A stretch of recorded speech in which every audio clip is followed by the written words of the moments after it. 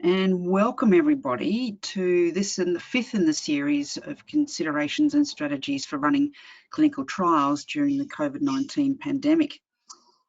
Welcome, I'm Shani Dyer, I'm the CEO of ARCS. In this series today, we're going to hear from key players from pharma and CROs. COVID-19, as you know, has presented challenges right across the sector. And from a clinical perspective, pharmaceutical companies, medtech and CROs, I think have really responded well to the crisis, but where are we going and how will our landscape look up in the aftermath of this pandemic? On the panel today, we have Joe Battalato from ARCS, who's going to present some results from a survey that we've undertaken. We've got Ben Laverty, who's the Clinical Ops Head for IQVIA, Australia, New Zealand, David Lloyd from Southern Star, a local CRO, and Zoe Armstrong, who's the Clinical Research Director, Australia, New Zealand, and also the co-chair of Transcelerate, of the local chapter of Transcelerate. And thank you everybody for coming along and attending today. Going on to the next slide that we already are on, Joe, thank you. First of all, I'd like to just thank our series sponsors, MTP Connect, and more recently, New South Wales Government have stepped up to sponsor these series, which is really fantastic for us because we're offering these for free and it really helps offset our costs. So next slide. We've, in conjunction with some of the states, particularly Queensland, we've responded to a need from some of the sites to get some volunteers and expertise in, and I'm really pleased to say that we've now got over 100 volunteers who've stepped up to help where that help is required, and we've got some really fantastic stories coming out about that. So look out for those on social media. But it's working, and also thank you to those volunteers who've stepped up to help us and the sector. So on the next slide, just a little bit of housekeeping.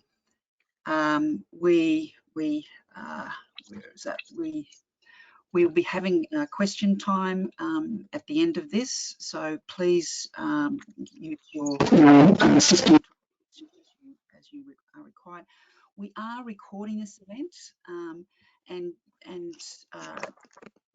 recording will be available on our website at the end of this session. So next slide, please, Joe.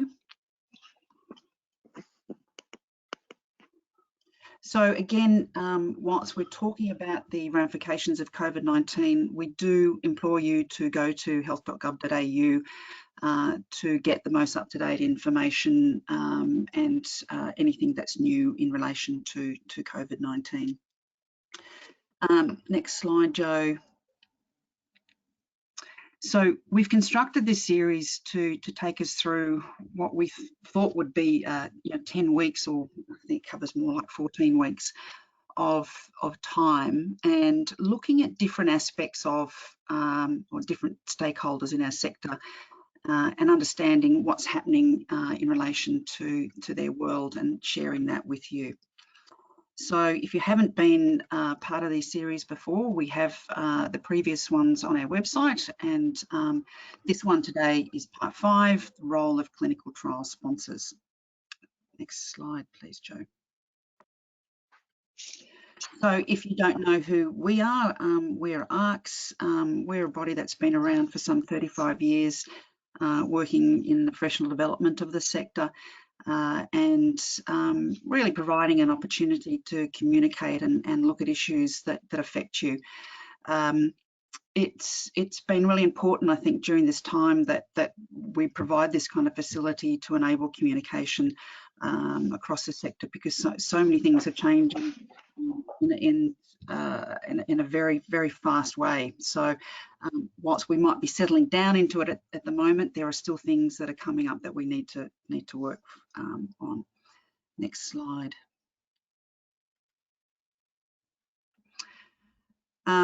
So one of the things that, whilst we're doing this series as a form of communication, we're also doing a program to help people stay engaged and to deal with the aspects of working remotely that can be quite a challenge for people, particularly where we're used to working together in a a communal way, and having a situation where we're all working from home makes it incredibly difficult. So these sessions are to help you stay connected, stay healthy, and working well together. So next slide. So as I said before, we have a number of very key speakers on this afternoon, and they're going to be sharing their insights from their perspective, particularly from CROs and pharma companies, just to see how they are responding. So Joe, at this stage will hand it over to you to just talk about the survey and the results that we've seen there. Thanks, Shani. I just wanted to provide a little bit of analysis of the survey that we ran on behalf of the sector. We asked a very simple question. We'd like to better understand challenges faced by stakeholders during the pandemic. And it has been running for the last month, so we need to take that into consideration, that it's been running from the 17th of March to the 19th of April. So it is a snapshot of what was going on during that time. And I think most of us know that things are moving quite quickly, and I'm sure some of our presenters will talk about that and provide insight into that. But I just wanted to provide that sort of framework. The demographic and some demographic data about those who responded are on this slide. We had the majority of people from an investigational site, and we had quite a large number of people who reported more than 12 years experience. So it's sort of people who had been working in trials for a significant amount of time. We asked those who attended to provide insights into what COVID-19, how it was impacting running trials. And we provided, and I'm sure there's quite a few of you on the line who completed the survey, so thank you so much. We asked people to provide insights into what the COVID-19 pandemic, how it was impacting certain activities in running trials. And you can see those now ordered according to impact. Not surprising, I suppose. We have patient recruitment had a major impact, and there's also the second biggest impact on clinical trial monitoring, and I'm sure that some of our speakers will have some insights with regards to that today, and maybe what the landscape might look like in the transformation that we're looking at the moment with regards to COVID-19 and its impact on the running of clinical trials. And then the third one is protocol compliance, and I suppose it's not unexpected when the survey was undertaken that in fact we would have seen some sort of impact with compliance to protocols as we were looking to adjust in real time patient visits and the collection of protocol required procedures. And you can actually see the others there in order of impact. We also looked at other things and how prepared we were to actually undertake certain aspects of research. And so you can actually see here that in fact that sites were reporting that in fact, in addition to recruitment problems, there was trouble with travel restrictions. There was also impacting research, getting shipments, managing staffing levels were also important impacts. And also at that time, internal communication was in fact the major form of what our sites were actually doing internally.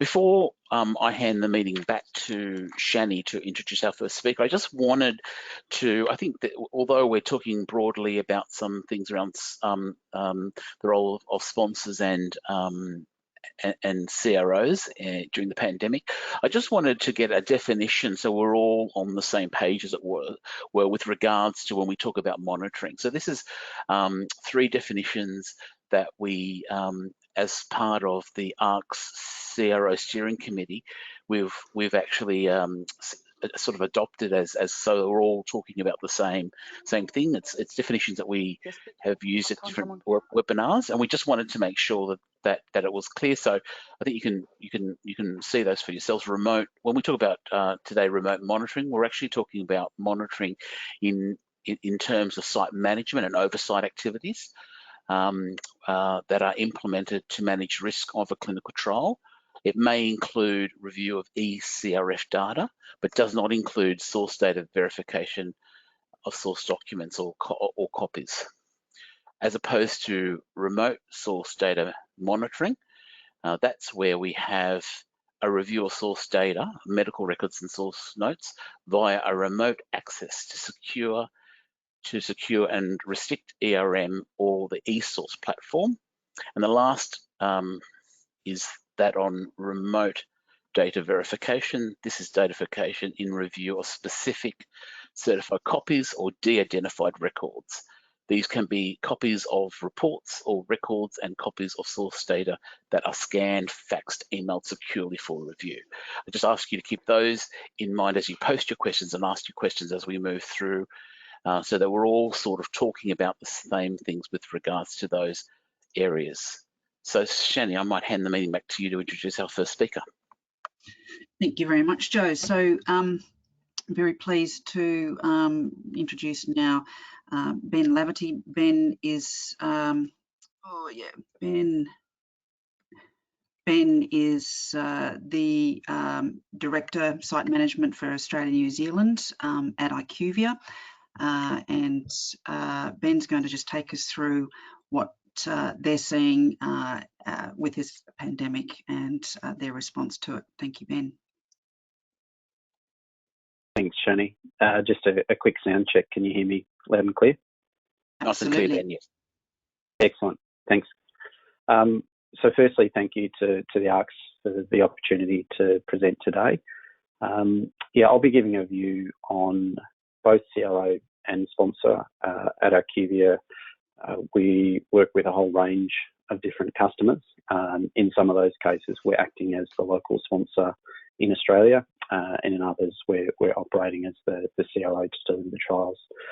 But the view today is a fairly broad one. We work with around 70 different customers that range from large pharma through to emerging biopharma and local biotech, and also work across trials from phase 1 healthy volunteer single country studies through to participation in global phase 3 and beyond into even real world activities. So the view that I'm giving today is broad. It's across around the 300 active studies that we have ongoing at the moment within IQVIA Australia. I'll ask you to go on to the next slide, please, Joe. And in preparing today, the ask was to give a bit of an insight into the impact or the activities that we've been going through at a sponsor CRO level, but also a bit of a view into the future. And the best way I thought to represent this was really just looking at the COVID journey, and what I've represented here is a model of the daily COVID case rates in Australia. And so early on, probably like everyone else on the call, we were looking to impacted areas such as China and Korea. And certainly we were looking to our colleagues for insights into what was happening on the ground, but also an early insight into what was happening on clinical trials. We're obviously looking to establish local business continuity plans, try to understand what scenarios may play out, and prepare as best we could. I'd say early March hit and local transmission hit Australia, and I think I can speak for most of us here, is we didn't anticipate how quickly things would move. Certainly, we felt that the order that things would happen, but the speed at which they happened was very quick. So we certainly found ourselves in the first 2 weeks of March really trying to gather information around what was happening at a site, and even within a site at a department level. So really a lot of gathering of data to understand, okay, what was the impacts to trial participants, what were the risks associated with our trials, and what were the key upcoming milestones that we needed to consider.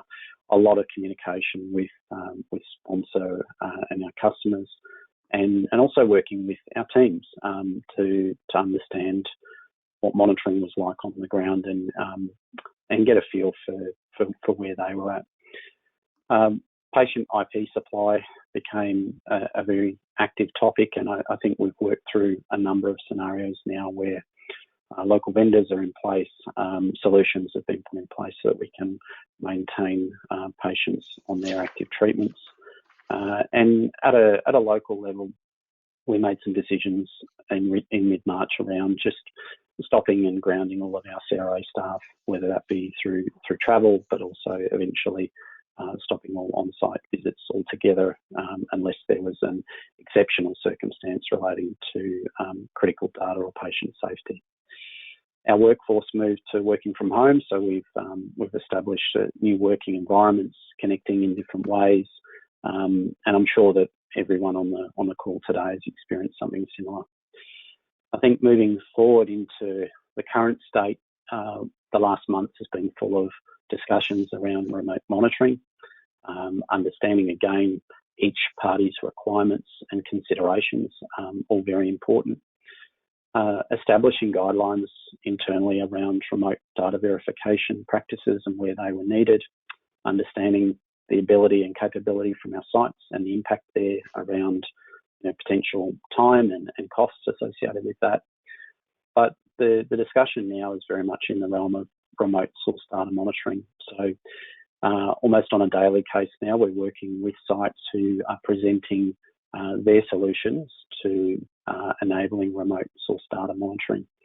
And what I will say up front is that each solution is a little bit different and does require some level of consideration, whether that be accessing a proprietary e-source platform through to accessing an EMR remotely, and even other solutions that may include almost over-the-shoulder, but virtual over-the-shoulder monitoring where screen sharing or audio sharing is provided.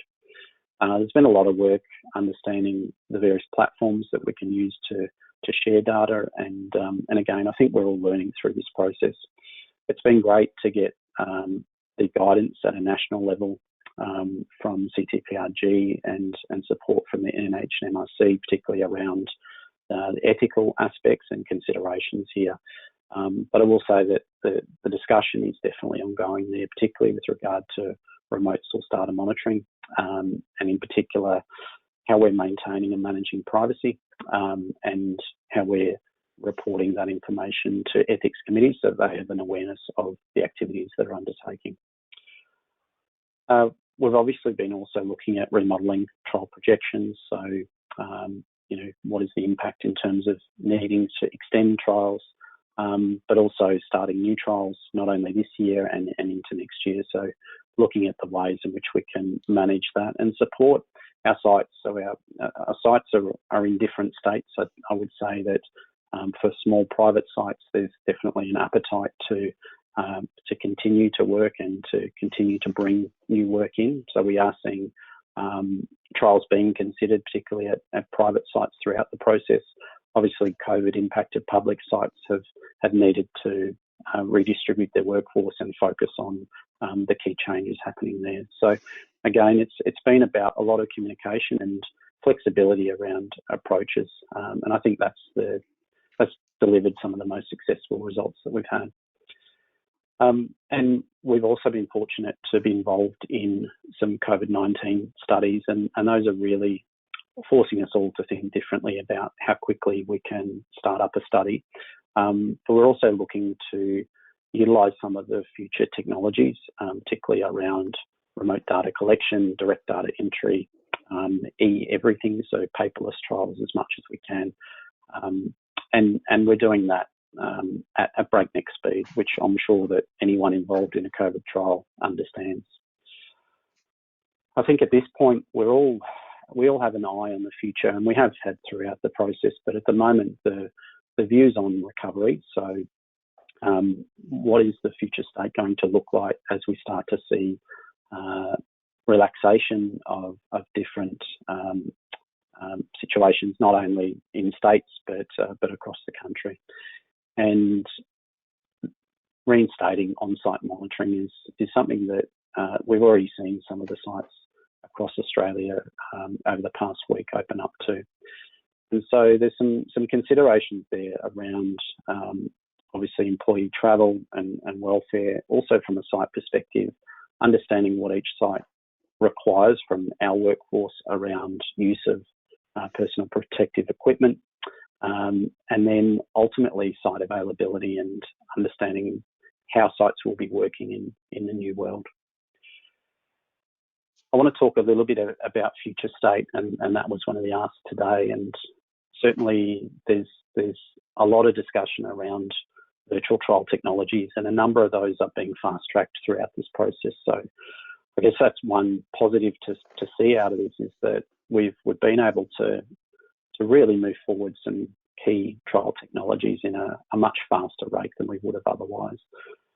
There's a view on reducing the amount of STV and the ability for us to directly enter data, whether that's via other e-platforms, so mobile devices, wearables, etc., or designing the ECRFs in a different way so that direct data entry can be completed for certain data points. And this is particularly important for early phase research and the COVID trials that we're running.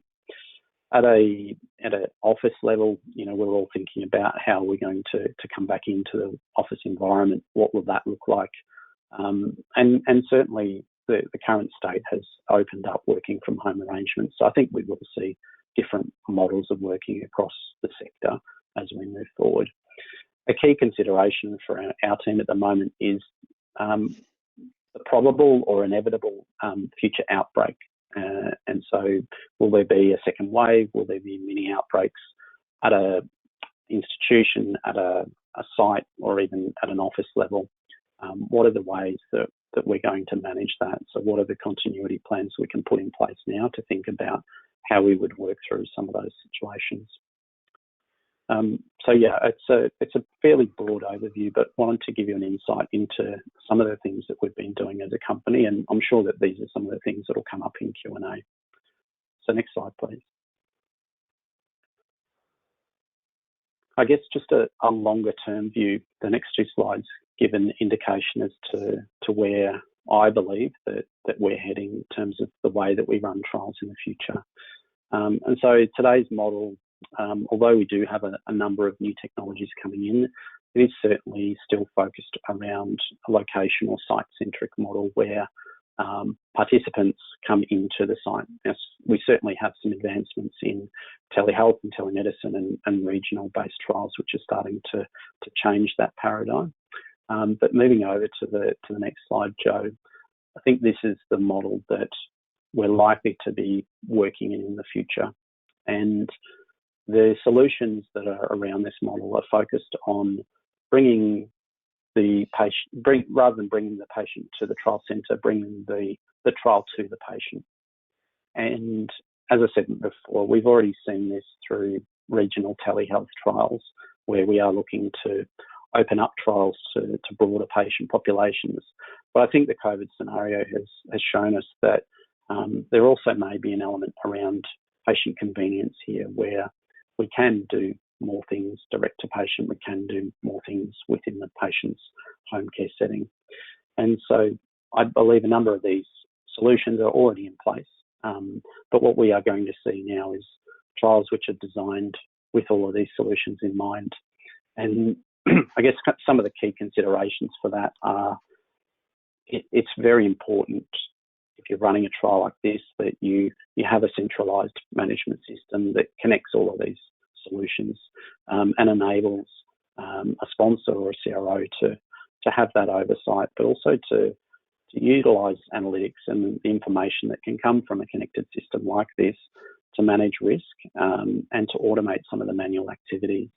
But I guess the key theme across this is a bit of a war on paper within clinical trials.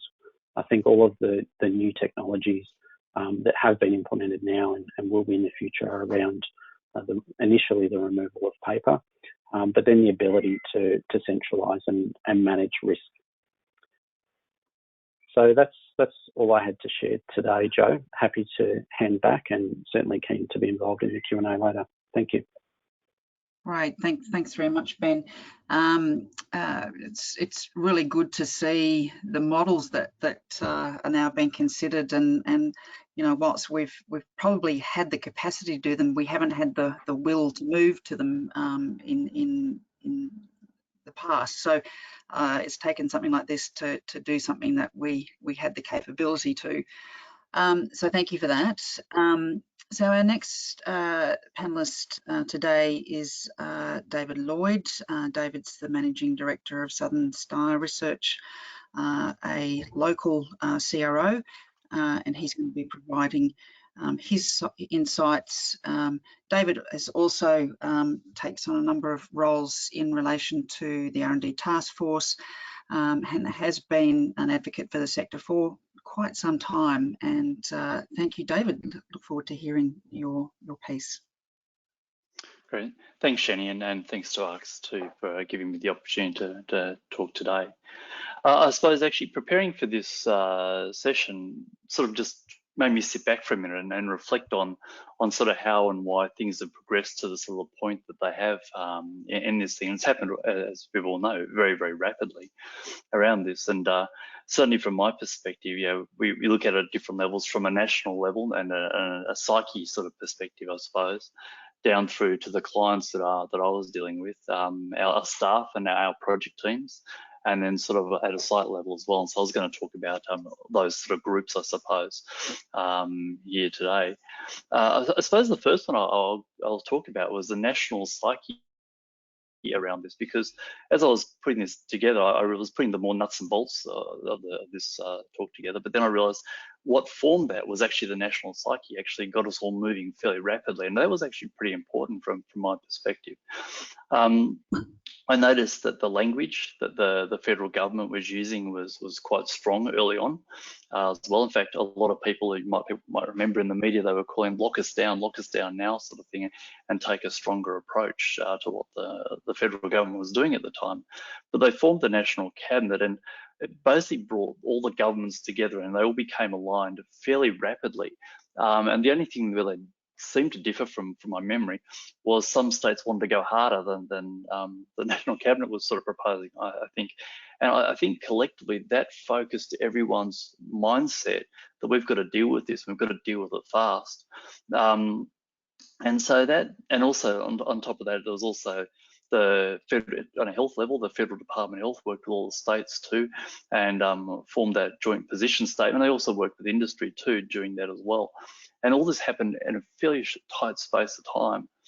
And so what we found was that Australia collectively, and that's when I say the whole industry, got its act together much quicker and a much more coordinated manner than what we got the impression was happening overseas. Now, this might not be the case for every country, but certainly on some of the global projects that we were working on, we noticed that we had come up with the ideas, we'd implemented some solutions or been workshopping solutions probably several weeks before some places in the US and Europe were operating as well, even though they were probably more advanced than we were as well. And that was quite interesting to us to see how fast we had all garnered the industry got to going together as well with this. So I think that was a very big positive for us in Australia, and certainly helped get a lot of other things moving. Just from a client's perspective and client expectations, we're a CRO, so I'm dealing with a large number of biotech clients. The majority of those were overseas based, and they were all fairly anxious, as you could well imagine. They were all wanting answers. They've they took the decision to do their clinical trial in the far-flung land of Australia, a long way away, and they felt a bit, they couldn't travel, of course, and they felt a bit helpless in many respects, and they wanted answers. They were all asking for predictions on how this was going to turn out. Obviously, it's very hard to do, given no one really knew what was going on. We had to make our best judgment calls on that. They want some clear and definite guidance on what to do in the face of a great deal of uncertainty. But what we found was that by far the best thing was having a good relationship with a good and strong relationship with the client was absolutely key and essential in this, because we had to have some tougher discussions with a lot of them, and we had to have their buy-in as we implemented decisions and processes in a fairly rapid time frame, so that the really smooth, good, clear, transparent communication, explaining our rationale, what we want to do and why we want to do it, was pretty key from our perspective. The client responses were mixed. We had some clients put their stays into hibernation, as they called it, or put them on hold. Some elected just to outright have a formal policy of ceasing recruitment. In some way, that was affected by they didn't want to have a lot of adverse events that were COVID related necessarily into their data, or possibly have patients drop out as a result of that. No one really knowing how widespread it was going to be. Some elected not to commence recruitment, and any new projects were put on hold. They didn't want to progress those too far until they actually saw what was going to happen in Australia and how the coronavirus was going to take hold or not, as the case may be. And then there was the other group that wanted to weather the storm and just keep going, acknowledging that the recruitment might be diminished as a result. For the most part, the decisions are fairly heavily influenced by their investigator discussions, but they did vary a fair bit between the therapeutic areas. But most of the clients were pretty good, I'd have to say, and came to quite a pragmatic sort of view on things as well. From our staff's perspective, our team were fantastic. They were really, really great, and they just got on with it. We formed project teams internally and working groups, and so we brought a lot of collective brains onto each particular trial. We workshopped and brainstormed each project, not just individual project managers' project, but they all came together and brainstormed a number of them. So we had as many brains and ideas for each one. And certainly they communicated well. Again, communication was absolutely key in this environment between the client and the site staff as well. Some of the personal challenges that they had were on-site monitoring. Some staff, for a variety of, perhaps their own health reasons, were uncomfortable going to sites and didn't wish to monitor at the sites in those early days, and we were fine from that perspective. And of course, some we couldn't fly to sites where we had to do that as well, so we weren't able to get to many of the sites.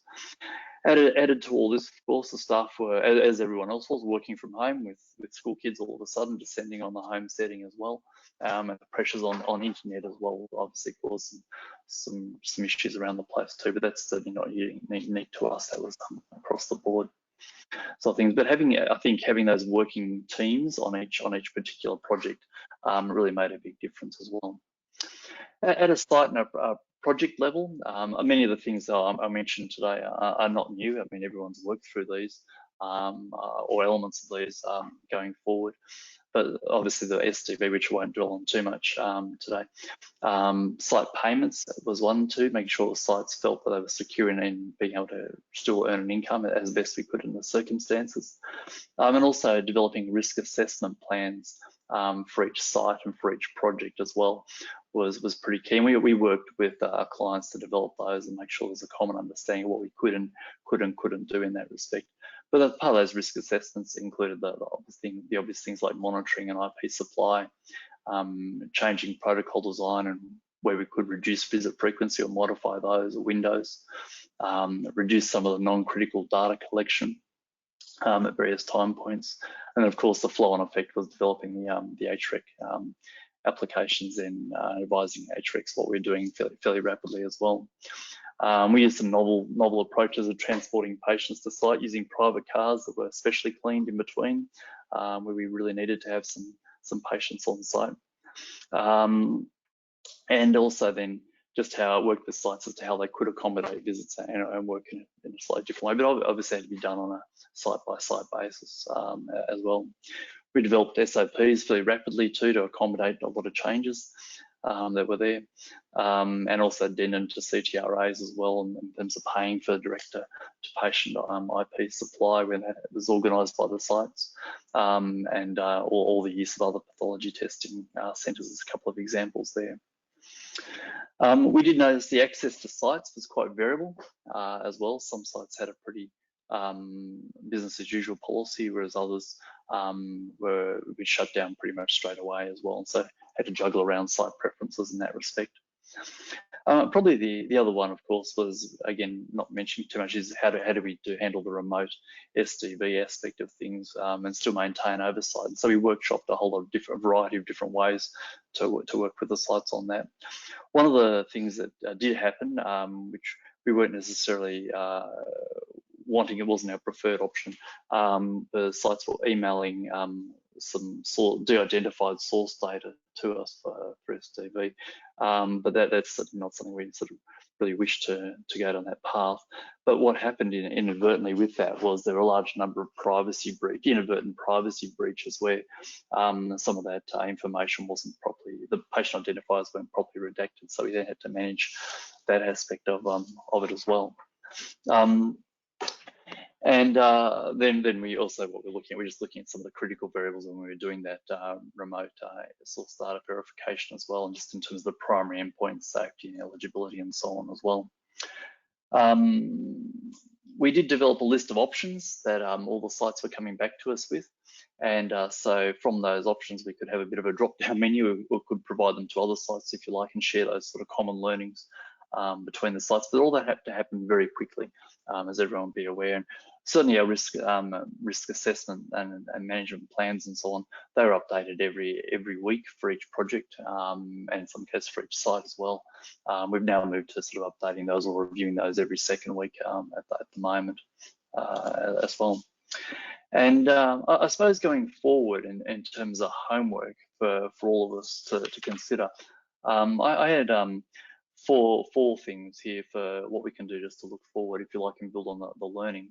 First one is prepare for that second wave. I mean, fantastic if we don't have it or don't have much of an increase, but obviously we're entering our cooler months, and so I think we all need to plan for that second wave. And certainly maybe in a month or two, it might be timely to do a really solid debrief for the Australian industry. And in utilising ARC sessions like these, it will be terrific. And so what worked and what did not work as well, and communicate this back to the project team and the sites and clients. So should we go through a second wave, we're all well and truly prepared for that. The second one was, and again, no great news for everyone here, but it's remote access to electronic medical records. I mean, that would have made a huge difference, I think, to a lot of people's lives and ability to sort of continue on as well. And as we know, due to a variety of reasons, that's not possible at some sites. May not always be due to lack of will, but just not physically possible, be it a matter of access to the infrastructure, having the controls around things, or having the right policies in place. And certainly, I think if I was to pick one thing that we could do collectively, improve for next time, would be to organise that remote access on a more wider basis. I suppose obviously with having the appropriate controls in place, and we need to identify on a state-by-state basis where there's obviously public health institutions, what are there any hurdles, and if they're real hurdles as well, are there real infrastructure hurdles, or is it just people not wanting to do it too, because that's important as well to understand what those are. The next one I had was for any new studies going forward and our existing ones, will automatically build in risk management plans for all those days, assuming a worst case scenario of a second wave coming through, as to how we can do it. So it'll just be as a matter of routine for us. And then the final one I had was just one of global communications, making sure we're constantly communicating out there that Australia is going to be open for business, and make sure other countries' experiences aren't necessarily reflected onto Australia as well, because we're obviously, thankfully, in a much different position to many other countries around the world. And also just provide reassurance to everyone that While we can't guarantee things will be 100%, go back to 100% in the short term, but neither can any country, but we're certainly in a much better position than many others. The other thing we're noting too at the moment is that a lot of countries are now looking to move their clinical trials to Australia or open sites in Australia where perhaps they previously weren't doing that. And we've had in the past a couple of weeks as Australia's COVID infection rates are declining, a lot more interest in that respect, and it's been quite a lot actually in a very short space of time. And I suppose just from my personal perspective, I found it quite interesting juggling such a large array of information coming at me from all different angles, from regulators to clients to sites and so on as well. And I must admit, I've never read so many position statements in such a short space of time. I've received position statements from every man and their dog, but it's been good to see how everyone has taken it so seriously and moved so rapidly in that process and being proactive as they've gone through this evolving situation. That's all for me, Shani. Thank you. I'll hand back to you. All right, thanks very much for a very, very concise update, David. So our final panelist in the presentations today is from Zoe Armstrong. Zoe is the Executive Director, MSD, Australia New Zealand, and co-lead of Trancelerate local chapter. I'll hand it over to you, Zoe, to just present, and then we'll follow that with questions. So if you have questions, please load those up into the questions part of the webinar, and we'll get hopefully time to review those at the end. Thank you. Thanks, Zoe. Thanks, Shani, and thanks everybody. Again, on behalf of ARCS and for MSD and Trancelerate, thank you for giving me the opportunity to speak. I won't speak very long because essentially Ben and David have articulated very, very beautifully, really, all the considerations that a sponsor has to do, whether you're a CRO acting as a client or a CRO acting as a sponsor, or if you're a sponsor company themselves. Really, the intention for me joining the call today is to just talk about perhaps it's a little more that Australia has become or pivoted to the point where we can start to look at recovery and what does that look like, and was really just a chance to say that it is a very important strategic opportunity for Australia given the current context of our COVID-19 situation. As a member of a global pharmaceutical company, what we've started to hear from sites is some real and true anxiety about studies being halted or sites not being considered or research diminishing. And so I heard that in a forum very recently and wanted to just use this phone call today to say that as the Trancelerate chapter lead, which represents 21 multinational biopharmaceutical innovative companies, that we have publicly released the message that Australia and New Zealand to a lesser extent, but Australia certainly is open for business, that we're trying to encourage clinical trials to continue despite the fact that we see some variance across sites. And I think that the strategic opportunity for Australia is really large. And so the intention for me today was just to reassure those that are on the call that either from CROs or also from our sites, that the message to our global partners at that level is certainly that we can be considered. And like David just mentioned, actually what you can see, and MSD has certainly seen it ourselves, that Australia is now being looked at as either a country to open if it wasn't participating in the trial already, or the ability to extend the number of sites participating because other countries and jurisdictions are struggling with the extent of the pandemic at their site. So I didn't really have a lot to add today. Joe just asked me to join to just share with this audience that we're trying very hard to amplify the message that Australia is still a place where clinical research can be conducted. Our agility and our ability to move as a sector has really been impressive, and probably better coordinated than it's been in decades, actually. That it's amazing, that unified voice, as David presented before, that whether it stems from the message from the government right through, I'm also a member of the RDTF, you know, we could see across the sector, whether it was small biotech, CROs, big multinational pharmaceutical sponsors, all our sites collaborating well, the state governments collaborating well to get to a unified message very quickly. And our agility to act as a country has been really quite impressive.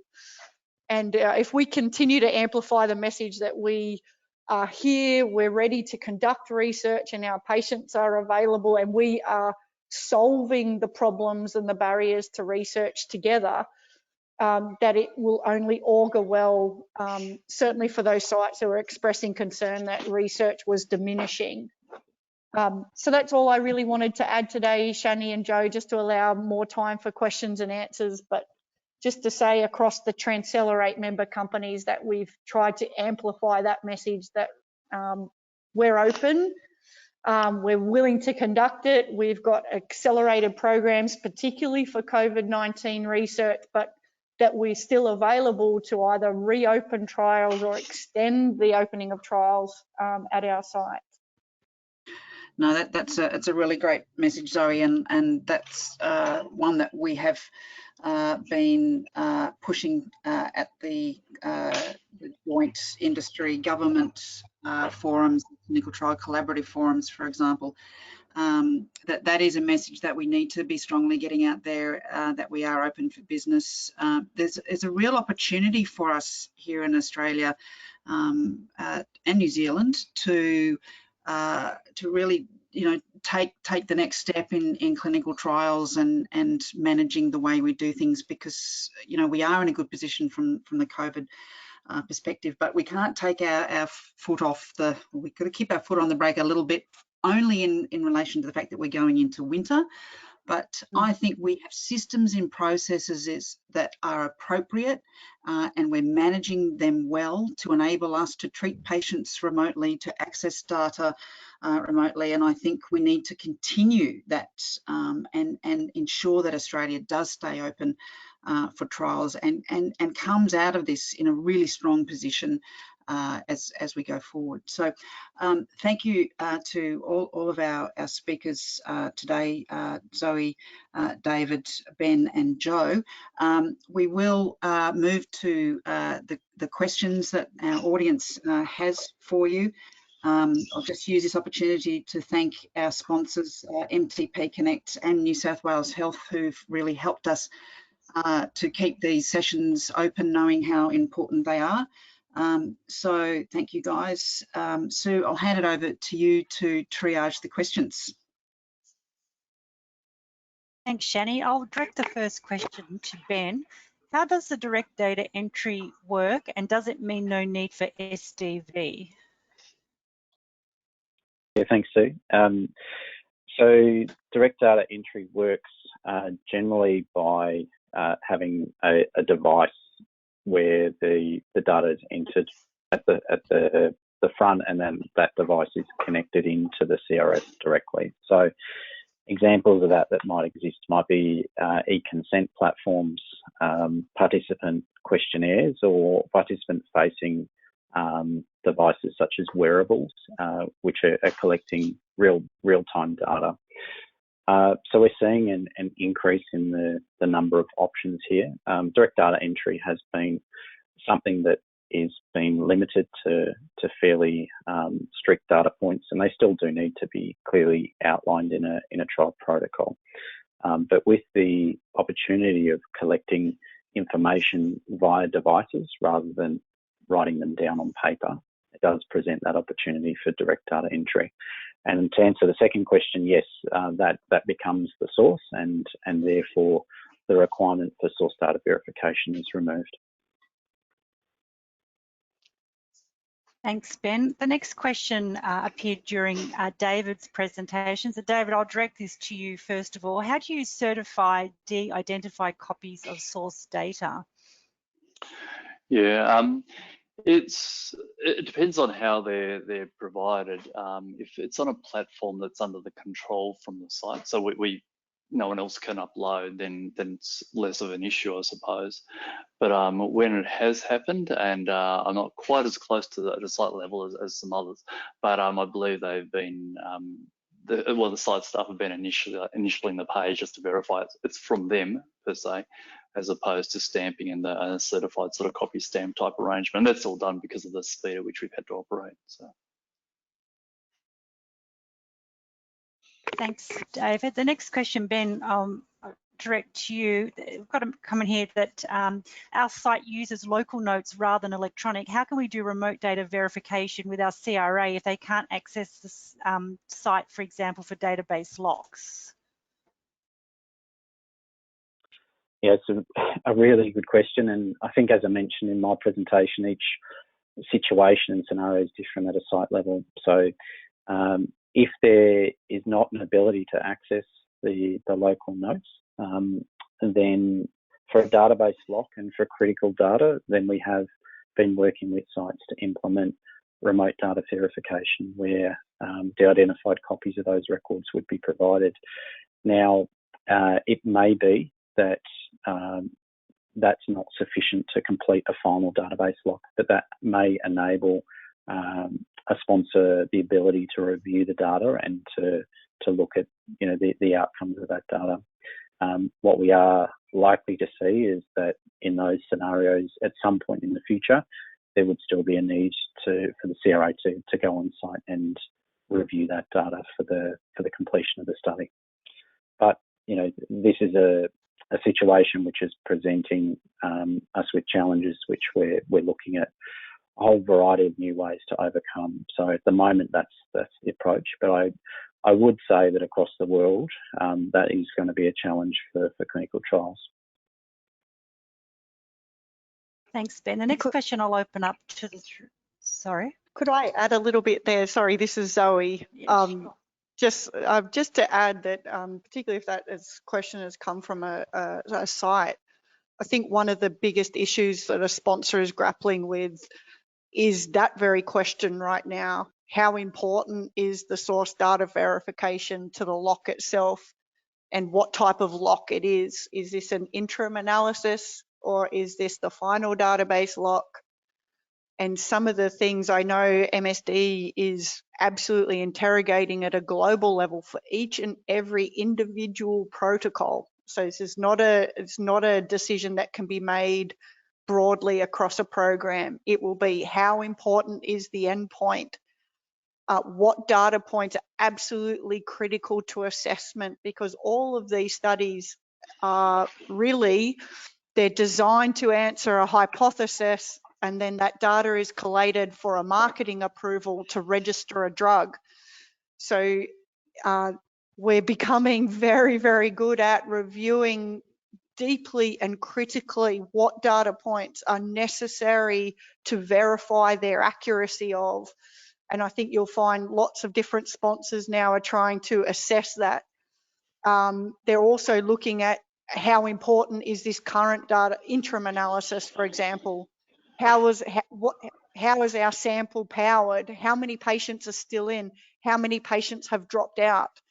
How powered would our endpoint be? And so it's so much more than it just sounds with regard to monitoring. It's about the integrity of that endpoint, and will our trial actually prove what it set out to prove, or answer the hypothesis that it proposed. So it's our statisticians, if you like, at a global sponsor level have never worked so hard, and neither have our clinical directors trying to assess which data is more critical than the rest.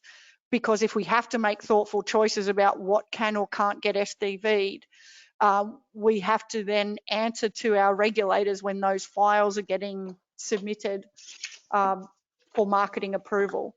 So really, really complex stuff behind the scenes at a sponsor level.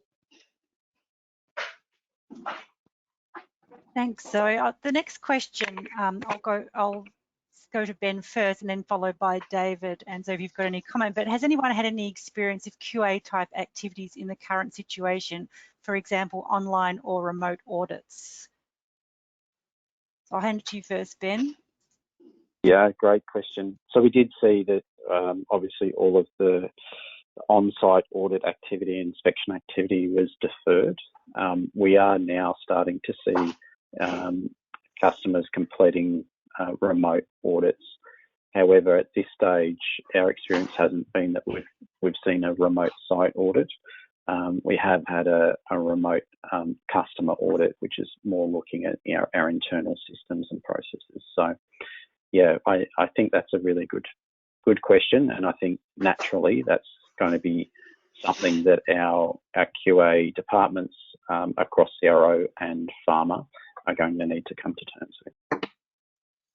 Thanks, Ben. David, do you have anything to add to that question?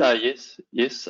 So we've had one of our clients wanted a site audit to proceed. The site was quite happy to facilitate, but asked for it to be done remotely, which the client agreed to as well. And so we've made that hasn't actually happened yet. It'll happen shortly, but we've made sort of plans to do that remotely, understanding that there'll be some compromises in that sort of approach. But the client's been accepting of that side of things as well. And from Southern Star Research's perspective, we've had a couple of vendor audits done on us remotely as well, and we've also done one on another one too remotely as well. And it's been they've gone off smoothly and on all occasions. So. Thanks, David. Zoe, do you have anything to add to that question? No, not really, but just on the most part where a site can't accommodate an audit, they've absolutely been deferred. And just like the other two gentlemen, typically our audits have taken remote options, and it's really for internal processes rather than to burden sites at this current time. Thanks, Zoe. I'll just go to the last question and I'll open it up to the three speakers. I'll just go in the order of Ben, David, and then Zoe. What are the three major strategies that you've considered for the second wave if it comes through? So open to you first, Ben. That's a curly one to finish off. Okay, initially it's really just around our site staff. So having protocols in place where our site staff have got access to personal protective equipment if there is an incident when they're travelling or when they're on site. I think it's probably going back to what we learned through the first phase of this, and we were able to collect data quickly, but I think that we probably already have an understanding of how sites are going to operate in a wave 2 scenario. So it may just be that wave 2 hits a particular geography and the sites within that geography defer to the practices that they implemented. I think those are some questions that are worth asking to our sites and worth having a discussion around at a national level. Look, those are a bit of the top two things that come to mind. I don't have a third one at this point, so I'm happy to hand over to David and Zoe for other options. Thanks, guys. I suppose adding to what Ben has said, not in place of adding to that, be developing those risk management plans all around for each project and each site on the assumption that we are going to have the worst case sort of scenario built into that. Actively working with the sites to facilitate the monitoring things and make sure they've got some sort of plan in place around that is pretty key. One of the things that's been suggested, certainly for a bit larger institution, is perhaps if they had a separate room within the health department per se, where there was ability for a CRA to go and access those medical records electronically, but still within a Department of Health facility, but away from the hospital proper as such, might be something that we could consider as well, but also work with them to see if there are infrastructure issues around that electronic medical record access and so on, would be probably the key things from our perspective. With any new projects we're starting up, we'll make sure the CTRAs are designed to accommodate some of the issues we've already encountered as well, just to save having to go back through a governance sort of side of things as well.